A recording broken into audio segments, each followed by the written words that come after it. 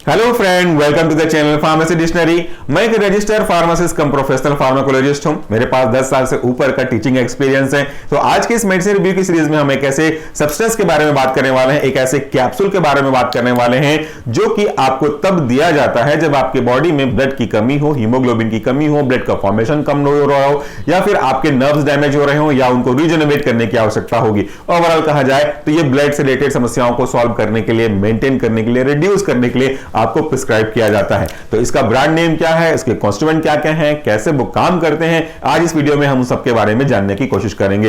ये जो आपका ड्रग है, इसका ब्रांड नेम अगर आप देखोगे तो वो है फॉलीमैक सॉफ्ट जेल मतलब सॉफ्ट जेलेटिन कैप्सूल का है। अब ये बात अगर आ ही गई है तो मैं आपको डिफरेंशिएट भी कर दूं ताकि आपके नॉलेज में एक बात एक्स्ट्रा डल जाए। सॉफ्ट जेलेटिन कैप्सूल और हार्ड जेलेटिन कैप्सूल, आपको सिर्फ कैप्सूल समझ में आता होगा, लेकिन कई बार आप देखते हो कि क्योंकि ऐसे कैप्सूल जैसे एमॉक्सिसिलिन वगैरह आप यूज करते हो, जैसे ओमेप्राजोल की कैप्सूल वगैरह यूज करते हो, तो वो हार्ड होते हैं। दो कलर के दो ढक्कन जैसे सब्सटेंस बॉडी और कैप के रूप में आपस में लगे रहते हैं। उनको अगर आप शेक करते हो तो ग्रेन्यूल्स की आवाज आती है। अगर आप कहो खोलना उनको तो खोलोगे तो दो अलग अलग पार्ट में, बॉडी एंड कैप में डिसोसिएट हो जाएगा। अंदर के जो कंटेंट है, इट में भी पाउडर, इट में भी ग्रेन्यूल, तो वो बाहर आउट हो जाएंगे। ये हार्ड जेलेटिन कैप्सूल कहलाता है, जिनकी दो अपीयरेंस होती है, बॉडी एंड कैप। लेकिन इस तरह के कैप्सूल रिवाइटल हो, ये हो, पुदीनरा हो, ये बेसिकली सॉफ्ट जेलेटिन कैप्सूल कहलाता है। यानी कि इनकी एक ही बॉडी होती है और इनके अंदर लिक्विड सब्सटेंस को मोस्ट ऑफ द केसेस भरा जाता है। ये कहलाते हैं सॉफ्ट जेलेटिन कैप्सूल।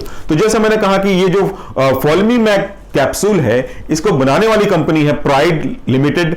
इसके अंदर कौन कौन से कॉन्स्टिट्यूएंट हैं, ये किस में यूज किया जाता है। हालांकि ये एक ऐसा ड्रग है जो वेजिटेरियन नहीं है, क्योंकि कैप्सूल अगर यूज हो रहा है तो वहां पे वेजिटेरियन नहीं है। सोर्सेस ऑफ कंस्टिट्यूएंट भी प्लांट सोर्स से ना होकर के किसी एनिमल सोर्स से लिए गए होंगे। सो कई बार हमसे पूछते हैं कि वेजिटेरियन है कि नहीं, उससे हमको कोई फर्क नहीं पड़ता है। ये एक नॉनवेज प्रोडक्ट है, but still it is very very essential for survival point of view. तो इसमें क्या क्या है, इसमें है cyanocobalamin, folic acid and DHA soft gel capsule. मतलब तीन चीज, एक हो गया साइनोकोबालामीन जिसका दूसरा नाम विटामिन B12 है, दूसरा है आपका फोलिक एसिड, तीसरा है आपका डीएचए सॉफ्ट जेल, जिसको हम लोग ओमेगा 3 फैटी एसिड के अंदर भी इंक्लूड करते हैं। तो ये तीन चीजें हैं। कंसंट्रेशन की अगर आप बात करो तो इसमें थोड़ा छोटा लिखा हुआ है कि मैं आपको देख के नहीं बता पा रहा। यहां पे आप चेक करें तो आपको दिख जाएगा साइनोकोबालामीन आई थिंक 750 mg, उसके बाद है आपका folic acid 5 mg and DHA is 100 mg। Kindly recheck it again, क्योंकि थोड़ा सा छोटा है, वो दिख नहीं पा रहा है। तो तीनों कॉन्स्टिट्यूएंट क्या क्या काम करते हैं। पहला जो आपका कॉन्स्टिट्यूएंट है cyanocobalamin, this is a part of vitamin B12 derivative,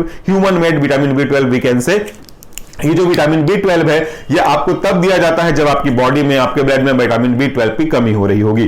तो जब विटामिन B12 की कमी हो रही होगी तो वो सारे काम भी अफेक्ट हो रहे होंगे जो विटामिन B12 का है। अगर आपके घर में कोई व्यक्ति है जिसका काम पर्टिकुलर यही करना है, अगर वो व्यक्ति कम हो रहा है या उसके व्यक्ति की बीमारी हो रही है, कुछ नहीं आ पा रहा है, तो वो काम तो अफेक्ट हो रहा होगा। ये जो विटामिन B12 है वो आपके ब्लड के फॉर्मेशन के लिए, हीमोग्लोबिन के फॉर्मेशन के लिए, नर्व को वापस से स्ट्रॉन्ग करने के लिए, नर्व डैमेज के केस को रिपेयर करने के लिए, साइट्स के लिए, इन सब के लिए यूजफुल होता है। तो किसी कारण से अगर आपको एनीमिया है, एनीमिक कंडीशन हो रहे हैं, ब्लड का फॉर्मेशन कम हो रहा होगा, तो फिर ये दवाई आपके काफी काम आ सकती है। दूसरा है फॉलिक एसिड, और इसके बारे में तो आप जानते ही हैं, कई बार government of India, state government respectively के द्वारा कई बार ये मुहिम चलाई जाती है कि स्कूल के बच्चों और बच्चियों को, खास करके बच्चियों को फ्री में फॉलिक एसिड आयरन की टेबलेट डिस्ट्रीब्यूट की जाए ताकि उनकी हेल्थ प्रॉपर मेंटेन रहे। Just because of menstrual cycle काफी सारे ब्लड लॉस हो जाते हैं, तो उनको उस समय दिया जाए ताकि वो ब्लड का फॉर्मेशन अच्छे से हो सके। दूसरी ओर जो महिलाएं प्रेग्नेंट होती हैं, उनको भी गवर्नमेंट ऑफ इंडिया या गवर्नमेंट ऑफ स्टेट इसके थ्रू ये दवाइयां दी जाती हैं ताकि एक जो बच्चा वूम में डेवलप हो रहा है उसके द्वारा कंज्यूम किए जाने न्यूट्रिशन और उसके द्वारा कंज्यूम किए जाने ब्लड की तरह से ब्लड की कमी ना हो, प्रॉपर ऑप्टिमम हेल्थ मेंटेन रहे, इसलिए तब भी यूज किया जाता है। तो जो विटामिन B12 है, फोलिक एसिड है, ये दोनों मिलकर के ब्लड के फॉर्मेशन के लिए काफी इंपॉर्टेंट रोल प्ले करते हैं। इसके बाद इसमें जो एक और कॉन्स्टिट्यूएंट है DHA, जो कि इंक्लूडेड है अंडर ओमेगा 3 फैटी एसिड का, ये एक जबरदस्त काम करने का रोल प्ले करता है।